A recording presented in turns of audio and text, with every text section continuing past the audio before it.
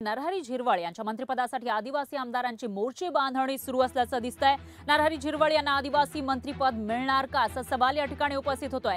झिरवळ हे उपाध्यक्ष राहिलेले आहेत आणि आता त्यांना मंत्रिपद मिळावं यासाठी जोरदार फील्डिंग लावली जाते। त्यामुळे त्यांना आदिवासी मंत्रिपद मिळणार का ते बघावं लागेल। आदिवासी विकास मंत्रिपद मिळावं यासाठी झिरवळ यांच्याकडून लॉबिंग सुरू असल्याची माहिती आहे। तर नरहरी झिरवळ अजित पवारांच्या राष्ट्रवादीचे आमदार आहेत, उपाध्यक्ष ते राहिलेले आहेत। विधानसभेचे विजयकुमार गावित यांच्याऐवजी झिरवळ यांना आदिवासी खात्याची जबाबदारी देण्यासाठी प्रयत्न सुरू असल्याची माहिती समोर येते। तर मागील पंचवार्षिक मध्ये झिरवळ यांच्याकडे विधानसभेच्या उपाध्यक्षपदाची जबाबदारी होती। पेसा भरती प्रकरणी झिरवळ यांनी मंत्रालयामध्ये उडी मारल्यानं ते चर्चेत आलेले होते। राज्यभरामध्ये त्यांनी ते आंदोलन केलं होतं मंत्रालयाच्या जाळीवर उडी मारून आणि त्याच्यानंतर आता कुठेतरी आदिवासी विभाग, आदिवासी खातं आपल्याला मिळावं यासाठी त्यांच्याकडून लॉबिंग सुरू असल्याची माहिती समोर येते। मात्र या लॉबिंगला यश येणार का असा सवाल या ठिकाणी उपस्थित होतोय, कारण गावित यांना हे पद दिलं गेलं होतं, ती जबाबदारी त्यांच्यावर होती मागच्या टर्म मध्ये आणि त्याच्यानुसार आता पुढच्या टर्म मध्ये नवा विचार केला जाऊ शकतो नव्या व्यक्तीकडे हे खातं देण्याचा, की त्याच व्यक्तीकडे पुन्हा एकदा ते खातं दिलं जाणार